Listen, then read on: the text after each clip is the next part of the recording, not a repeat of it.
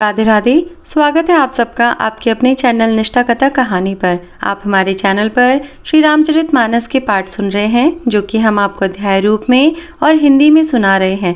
उम्मीद करती हूँ कि आज का अध्याय आप सभी को पसंद आएगा। और वीडियो अच्छा लगे तो लाइक और शेयर ज़रूर करिएगा। और साथ ही साथ यदि आप हमारे चैनल पर नए हैं और ऐसे ही वीडियोज़ देखना पसंद करते हैं तो चैनल को भी सब्सक्राइब करिएगा।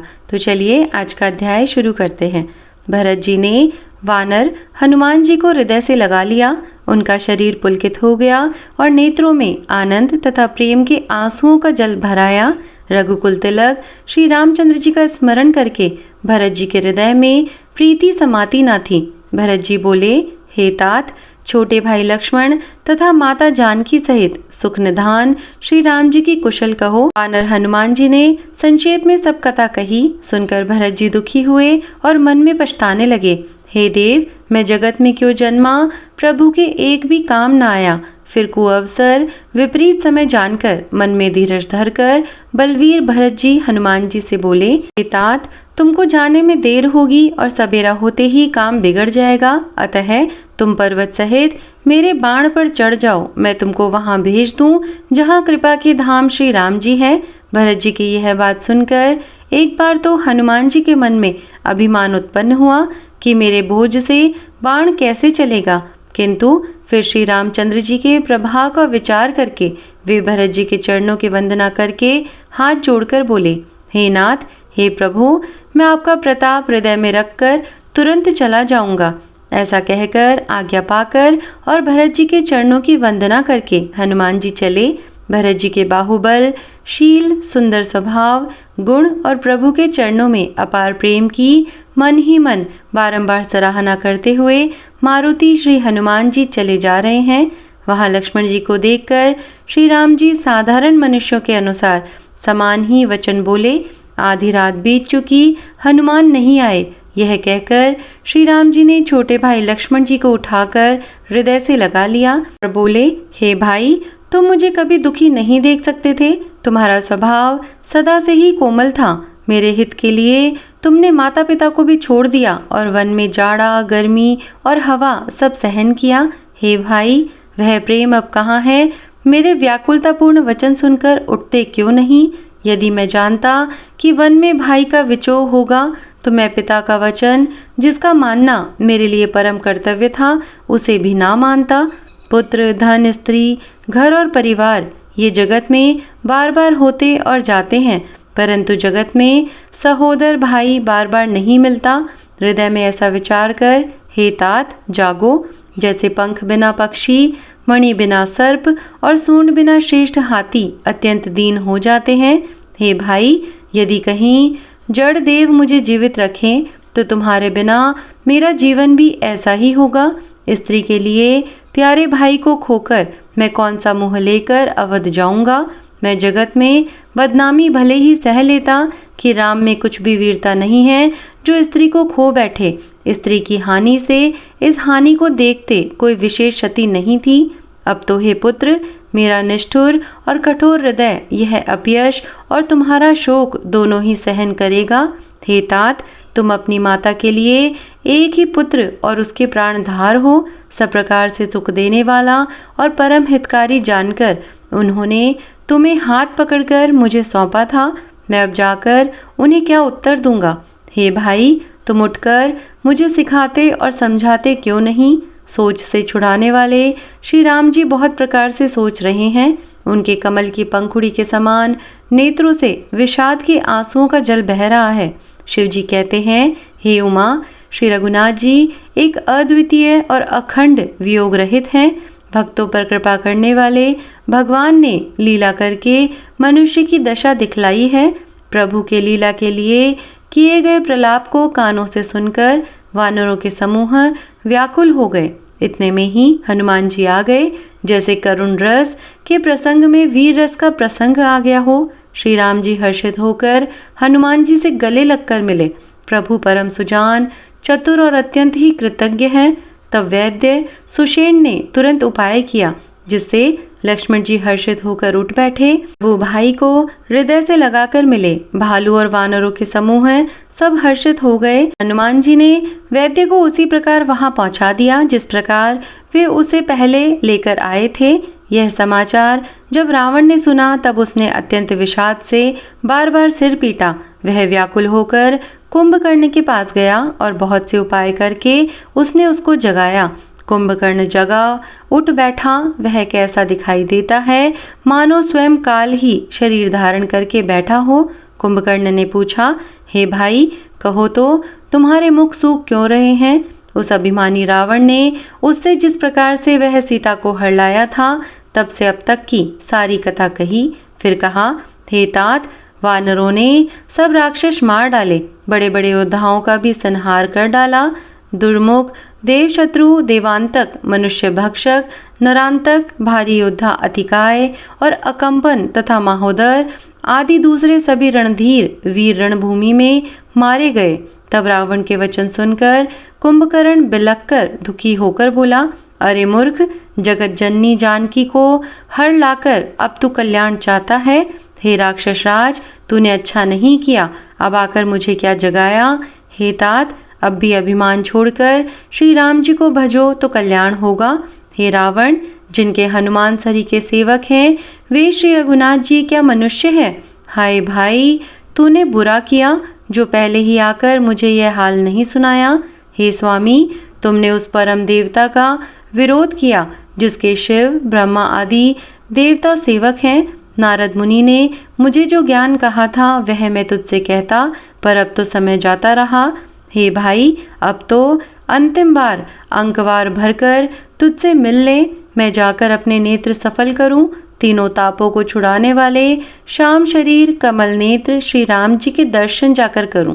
श्री रामचंद्र जी के रूप में और गुणों को स्मरण करके वह एक क्षण के लिए प्रेम में मग्न हो गया। फिर रावण ने करोड़ों घड़े मदिरा और अनेकों भैंसे मंगवाई। भैंसे खाकर और मदिरा पीकर वह वज्रघात बिजली गिरने के समान गरजा। मद से चूर रण के उत्साह से परिपूर्ण कुंभकर्ण किला छोड़कर चला। सेना भी साथ नहीं ली।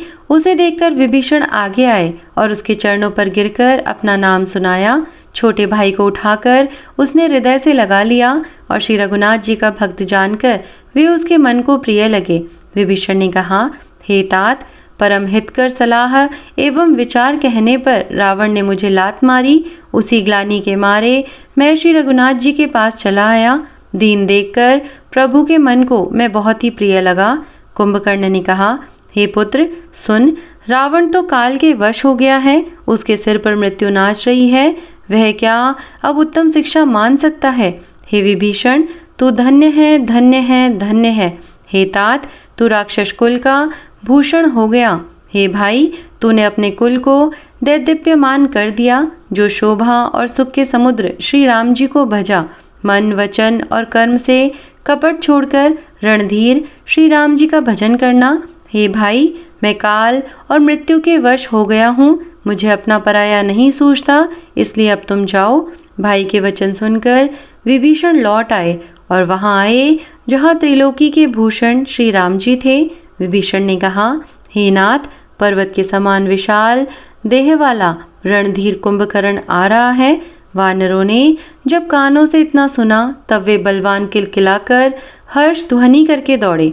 वृक्ष और पर्वत उखाड़कर उठा लिए और क्रोध से दांत कटकटाकर उन्हें उसके ऊपर डालने लगे। रीछ, वानर एक एक बार में ही करोड़ों पहाड़ों के शिखरों से उस पर प्रहार करते हैं, परंतु इससे ना तो उसका मन ही मुड़ा या विचलित हुआ और ना ही शरीर ही टाले टला। जैसे मदार के फलों की मार से हाथी पर कुछ भी असर नहीं होता।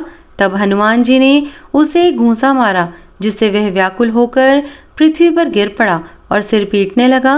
फिर उसने उठकर हनुमान जी को मारा। वे चक्कर खाकर तुरंत ही पृथ्वी पर गिर पड़े। फिर उसने नलनील को पृथ्वी पर पछाड़ दिया और दूसरे योद्धाओं को भी जहां तहां पटक पटक कर डाल दिया। वानर सेना भाग चली।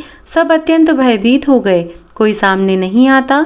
सुग्रीव समेत अंगद आदि वानरों को मूर्छित करके फिर वह अपरिमित बल की सीमा कुंभकर्ण वानरराज सुग्रीव को कांख में दबाकर चला।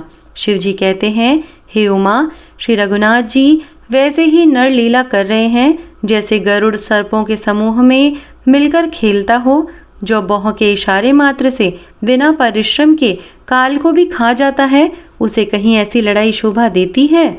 भगवान इसके द्वारा जगत को पवित्र करने वाली वह कीर्ति फैलाएंगे, जिसे गा गा कर मनुष्य भवसागर से तर जाएंगे।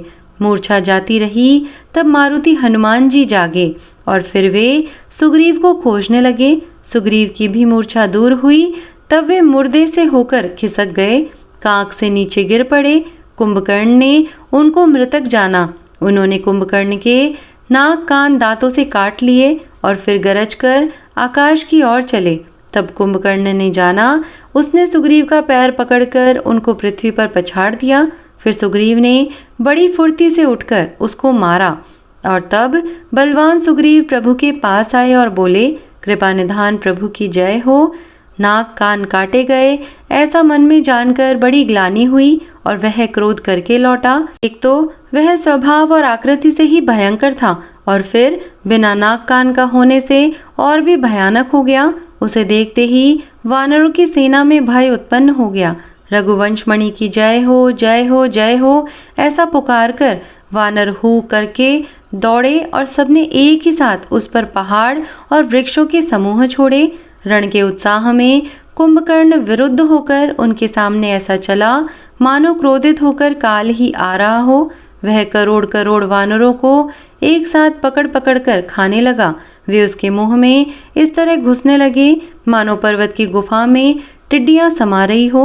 करोड़ों वानरों को पकड़ पकड़ कर उसने शरीर से मसल डाला।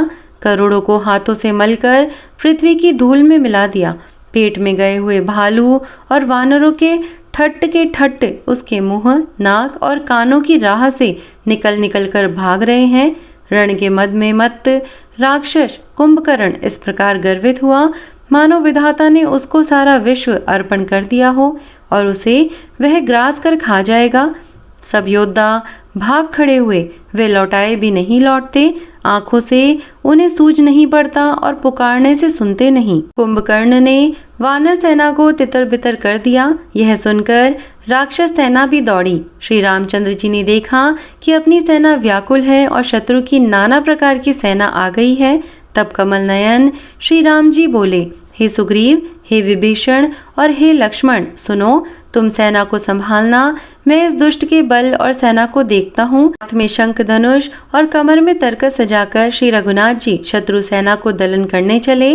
प्रभु ने पहले तो धनुष का टंकार किया, जिसकी भयानक आवाज सुनते ही शत्रु दल बहरा हो गया। फिर सत्य प्रतिज्ञ श्री राम जी ने 1,00,000 बाण छोड़े। वे ऐसे चले मानो पंख वाले काल सर्प चले हों। जहां तहां बहुत से बाण चले, जिनसे भयंकर राक्षस योद्धा कटने लगे। उनके चरण, छाती, सिर और भुजदंड कट रहे हैं। बहुत से वीरों के 100-100 टुकड़े हो जाते हैं। घायल चक्कर खा खाकर पृथ्वी पर पड़ रहे हैं। उत्तम योद्धा फिर संभल कर उठते और लड़ते हैं। बाण लगते ही वे मेघ की तरह गरजते हैं। बहुत से तो कठिन बाण को देखकर ही भाग जाते हैं। बिना मुंड सिर के प्रचंड धड़ दौड़ रहे हैं और पकड़ो पकड़ो, मारो मारो का शब्द करते हुए चिल्ला रहे हैं। प्रभु के बाणों ने क्षण मात्र में भयानक राक्षसों को काट कर रख दिया। फिर वे सब बाण लौटकर श्री रघुनाथ जी के तरकस में फिर से आ गए। तो इस प्रकार से आज का अध्याय यहीं पर समाप्त करते हैं। उम्मीद है कि ये वीडियो आप सभी को पसंद आया होगा। आज का वीडियो अच्छा लगा हो तो लाइक और शेयर ज़रूर करिएगा। साथ ही साथ आप अगर चैनल पर नए हैं तो चैनल को भी सब्सक्राइब करिएगा। मैं मिलती हूँ आपसे अगले अध्याय के साथ में। तब तक के लिए धन्यवाद। राधे राधे। जय श्री राम।